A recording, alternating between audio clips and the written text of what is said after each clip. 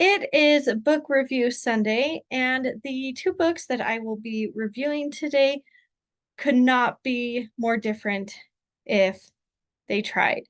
So there's no theme, but I still have two excellent books to talk about today.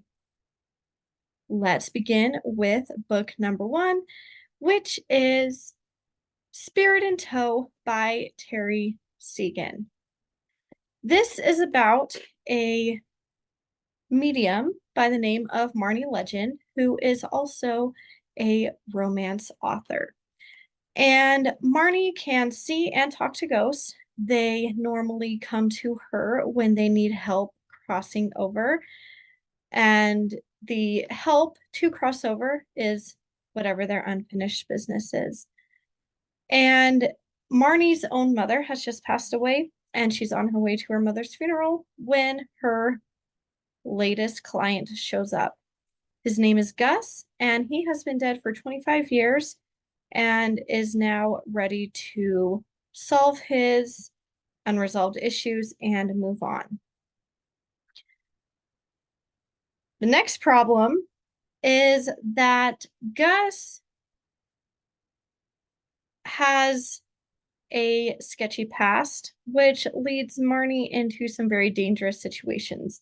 So she has to decide whether it's worth it to help Gus move on or not. And in the midst of all this drama with Gus, she's having drama with her mom's ghost, she's having drama with her sister, and she finds herself in a love triangle. So let's take a look at Spirit in Tow by Terry Segan. I give Spirit in Tow 5 stars. What I liked. Marnie is in the over 40 club. And this is, I don't know if it's rare in literature, but you definitely don't come across it as often as the, 18 to 25 age group. And it's my understanding that older bookworms are very happy to find stories like these where the main characters are in their age group as well. And I'm sure in the next decade or so, I'll feel the same way. I didn't have any problem with her being older. I just simply don't have an opinion, but I do know it makes others happy, and I thought it was pretty cool. Next, I really enjoyed the world building that Terry put in with how talking to ghosts works. From my understanding, there isn't any expectations for readers who read ghost stories, that there's different world building all over the place, and there doesn't seem to be one specific aspect to it. And in this story, the ghosts show up when they feel like it. Marnie doesn't ever call them to her. They decide when they want to be seen and heard. And you can read more about Terry's World on my blog, chelseamortega.com, where I actually interviewed the author about this specific story. I also loved the flaws in each character. And this is something I say often. Characters need to be flawed because their flaws help create tension and drama within the story.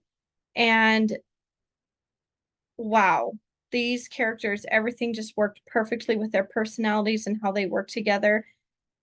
Gus is spoiled and selfish and very easily offended and loses his temper.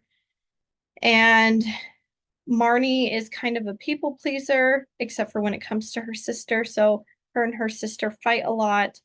And Marnie's sister is a control freak, and all of these personalities just work for the plot, and it's really great.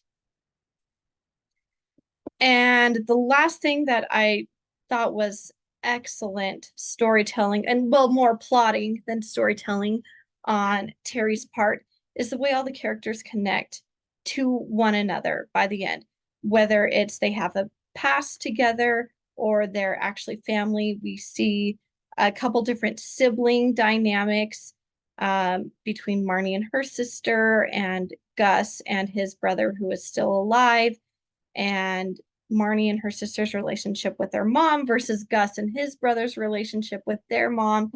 It was perfectly mirrored, woven together, that by the end, it created an excellent segue into the next book, which is called Manatee Soul, I believe.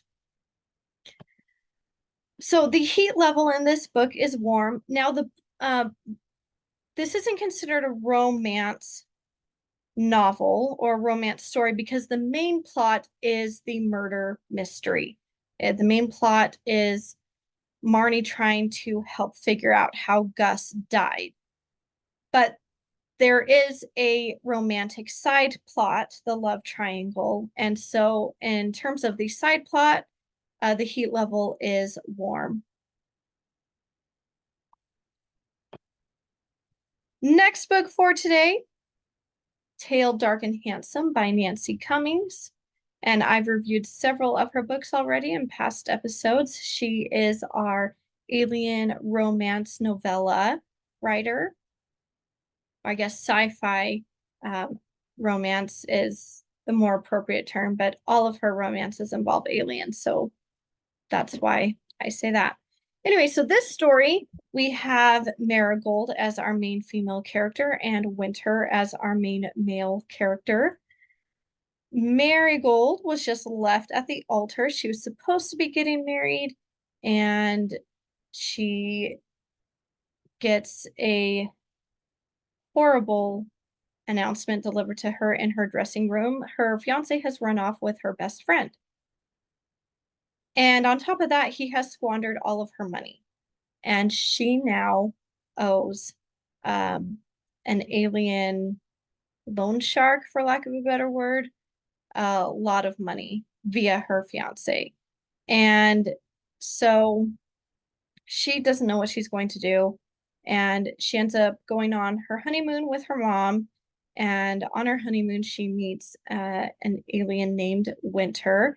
And he is a single father, and he has a son who's in his early teenage years. And he is a public figure, and he needs to create a different public family for the company that he co-owns with his cousin. And so he and his cousin have the bright idea to find him a wife, and Marigold ends up being his choice. And this kind of starts out as a fake dating trope.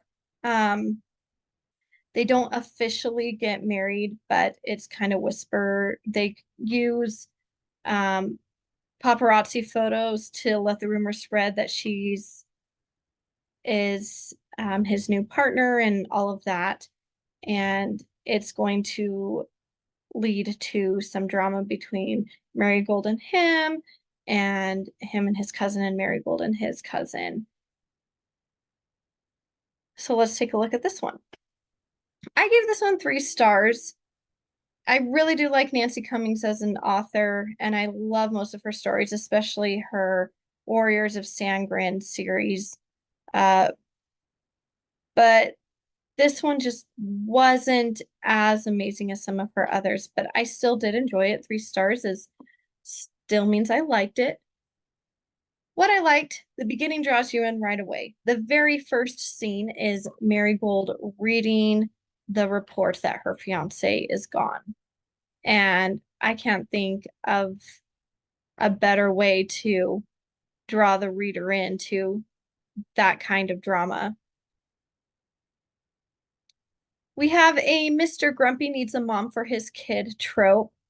And while it's not my go-to trope, when I come across it, I haven't read very many Mr. Grumpy tropes where I didn't like it. And I mean, these are all over the place. Sound of Music is Mr. Grumpy needs a mom for his kids. And so it had good potential. And last thing was the ending was satisfying in terms of pacing and stress for the characters on if they're going to make it. And I did stay up about an hour past my bedtime to finish the book. So the author did draw me in again at the end. What brought it down so much for me is that I really wish that Mr. Grumpy's character, or Winter is his name in the book, had a better character development because, at least for me as a reader, an important thing with the Mr. Grumpy trope is that Mr. Grumpy does need to have some sort of redemption arc where he does need to have growth and change a bit to not be as grumpy. And Winter simply didn't change enough for me. And I would have liked to see a bit more growth from him than I did. But it was still a good read. Like I said, I still gave it 3 stars. I'm going to keep reading anything that Nancy Cummings puts out because I love her stuff.